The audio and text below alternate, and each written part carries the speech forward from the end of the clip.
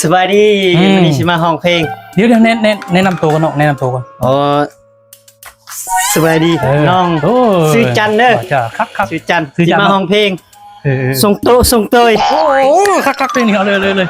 3 2 1เริ่มสมโตสมโตยออกมาติดนั่นนึกบานโอ้เรียบร้อยจบไปผ่านเข้าใจมาพูดต่อไปเลย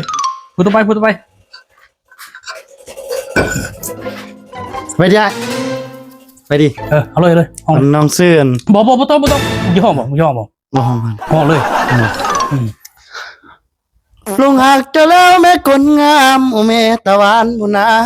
คอยหักเจ้าแล้วแม่คนงามมอยยิ้มเจ้าหวานจนใจมาคอยหักเจ้าแล้วแม่คำแม่งามมือแรงไงนอนฝันมาต้องเฮานั้นหากันและบ่มีวันจากกันไปไปไหนละมือเลยสรุปบ่ผ่านหรอบ่ผ่านบ่คันคือผ่านสิไปเลยโคตรเกิร์ฟโดนใช่ไหมเดี๋ยวนี้คือเพลงเลยนั่น